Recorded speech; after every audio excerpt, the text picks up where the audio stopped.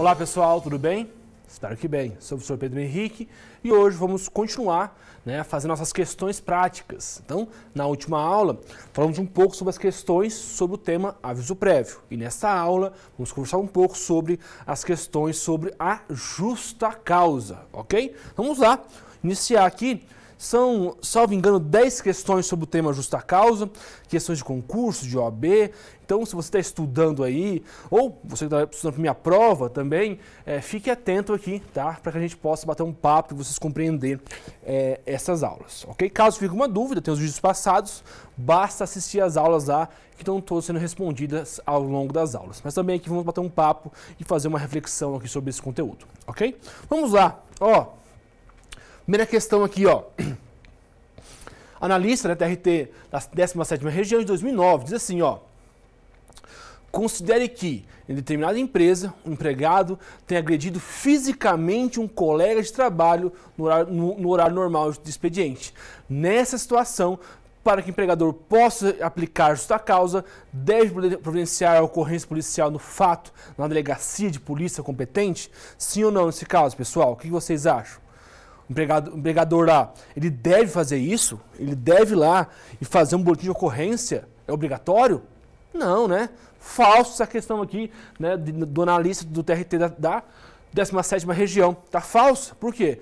Eu não sou obrigado a fazer isso. Então, a questão do boletim de ocorrência não é requisito para aplicar a justa causa. Ok? Então, se o empregado foi pego furtando, basta eu chamar ele no RH, no lugar privativo, e comunicar ele da justa causa. É obrigatório fazer o boletim de ocorrência? Não.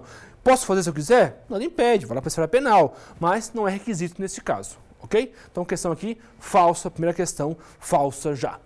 Segunda questão, analista do TRT da 6ª região, 2012, diz assim, ó. Clodoaldo, empregado da empresa VV, há 5 anos forneceu informações falsas quanto às necessidades de deslocamento de sua residência para o local de trabalho, visando receber maiores vantagens a título de vale transporte. Neste caso, Clodoaldo praticou falta grave passiva de rescisão do seu contrato de trabalho por justa causa em razão da prática de ato de improbidade? Sim ou não nesse caso? E aí, meus amigos? Falso ou verdadeiro? Verdadeiro, né? Nesse caso aqui. Por que é verdadeiro? Porque aqui no caso aqui, Clodoaldo falsificou o atestado, não, né? O vale, cadê? Falsificou aqui, que ele falsificou aqui? O vale transporte, então eu ia falar vale alimentação, vale transporte ele falsificou, conseguindo vantagens pessoais, né? Então ao invés de ele falar assim, eu moro tal rua, ele falou outra rua para que ele conseguisse, né, receber o dinheiro ali, vendesse o vale transporte, enfim. Até a própria questão colocou aqui, ó. Almejando, nesse caso, receber maiores vantagens nesse caso. Opa, ato de improbidade. Então, falei com vocês, a linha 482, linha A da CLT. Ato de improbidade. Toda vez que o empregado se utiliza o patrimônio do empregador em proveito próprio, ato de improbidade. Roubo, furto e até falsificar aqui, por exemplo, o vale transporte, ato de improbidade neste caso. Ok? Adiante, meus amigos, ó. João falsificou documentos para obtenção de horas extras não prestadas. Neste caso, João praticou ato de improbidade? Sim ou não? Tá fácil essa, né, professor? Sim, né? Lógico, né? Então, se ele falsificou lá documentos com a intenção de conseguir mais horas extras, cabe-se em ato de improbidade neste ponto, ok? Então, o ato de improbidade, eu falei com vocês nas aulas passadas, é usar o dinheiro do empregador, roubar, furtar, falsificar horas extras, falsificar recibo, enfim, tudo isso é exemplos de ato de improbidade, artigo 482, a linha A da CLT neste caso. Ok? Tranquilo, né? Fácil. Adiante, meus nobres, ó. Considere a seguinte situação hipotética. Antônio, auxiliar de serviços gerais, determinado de supermercado, foi flagrado subtraindo a quantia de R$1.000 nos caixas estabelecidos dos caixas do estabelecimento. Nessa situação, Antônio praticou ato de improbidade, o que constitui justa causa para rescisão no contrato de trabalho? Sim ou não? Opa! Professor, tá moleza essas questões, hein, professor? Sim, né? Correto também, lógico. Né? Falei novamente. Aqui é mais claro ainda, né? Ele furtou R$1.000 do seu empregador, um dos caixas do seu empregador, nesse caso. Lógico, ato de improbidade é cabível, a linha A do artigo 482, né? Caracterizado neste caso aqui. Beleza? 3 exemplos aqui de atos de improbidade. Ok? Adiante. Aqui, ó, questão para analista do TRT 20ª Região, 2006, diz assim, ó, de acordo com a consolidação das leis de trabalho, na CLT, em relação à rescisão do contrato de trabalho pelo empregador, em decorrência de falta grave praticada pelo empregado, é correto afirmar que a incontinência de conduta está ligada ao desregramento do empregado no tocante à vida sexual, neste caso? Sim ou não? O que vocês acham? Verdadeiro ou falso? Tá? Questão aqui verdadeira. Tá? Por quê?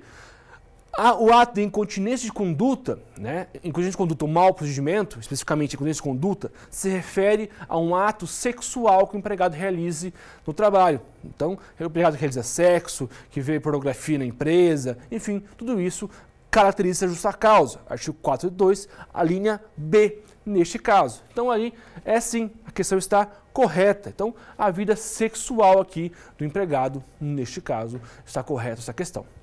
Ok? Adiante. Analista do TRT, 5ª Região, né, 2008, essa questão. Ó.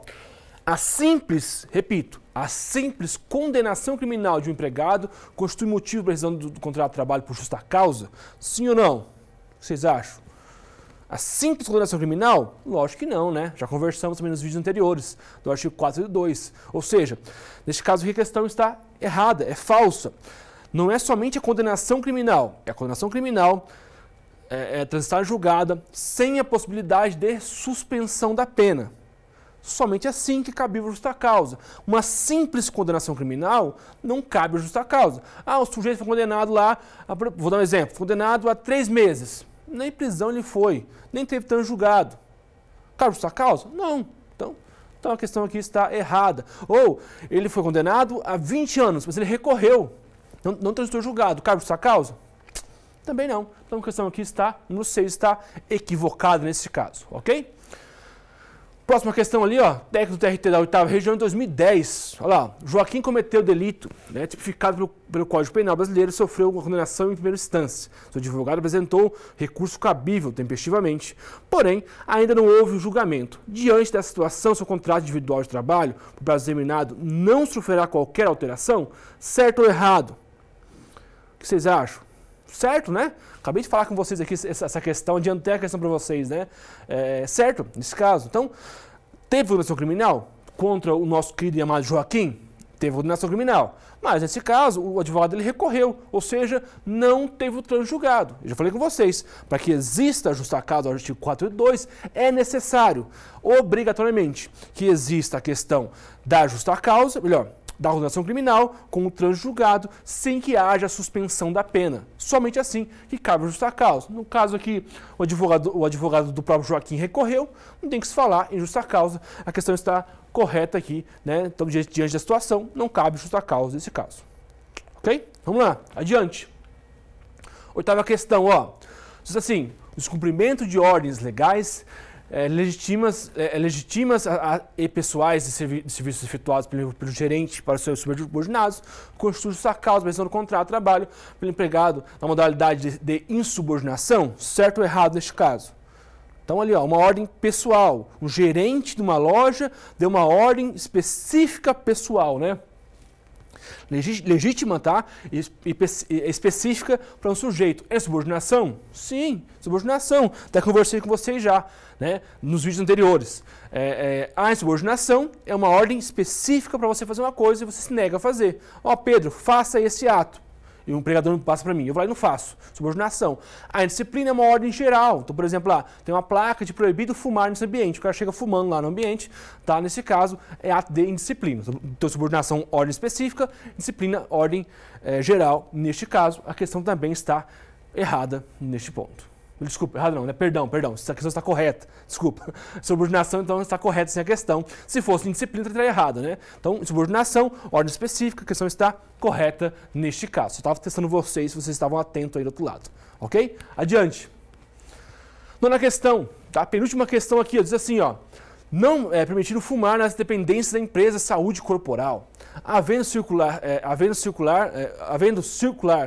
interna proibitiva, bem como quadros proibitivos anexados em determinados locais. Neste caso, o empregado que descumpre reiteradamente nessa ordem, está sujeito à rescisão do seu contrato de trabalho por justa causa em razão da prática específica de ato de insubordinação, ato de indisciplina nesse caso? Sim ou não? Opa, já até adiantei essa questão novamente, né? A questão está correta. Então aqui é uma ordem geral, né? Acabei de falar sobre essa questão. Uma ordem geral, neste caso, cabe sim ato de indisciplina. Então, subordinação, ordem específica, disciplina, ordem geral. Ambas as questões aqui, anterior e essa, estão corretas neste caso, ok? Questões fáceis, né, pessoal? Moleza. Nossa, professor, tudo muito claro. Ó, de concurso. Todos de concurso aqui, ou maioria, né, 90% dessas questões são questões de concurso. Dá pra você ter uma ideia que a matéria está bem batendo com o que cai nos concursos em provas, ok? Por fim, lá, última questão. Opa, última não, né? Só tem 9 questões, desculpa. Achei que tinha 10 questões, só tem 9 questões aqui, ó. Então, vamos fechar por aqui então, pessoal. Portanto, né? Fizemos aqui as 9 questões, achei que era 10, mas são 9 questões nesse caso, né? Passamos aqui as possibilidades de rescisão com justa causa. Vimos aqui que são todas questões de concurso, né? Uma ou outra, talvez não é de concurso, mas é 90% de concurso. Então, peço que estudem, né? Refaçam as questões novamente, para que você possa, aí na minha prova, gabaritar a minha prova, ou quando for para a prova da OAB ou concurso, você esteja afiado nesse ponto, ok? Então é isso. Muito obrigado pela sua presença. Até mais. Tchau, tchau. Bons estudos, hein? Tchau, tchau.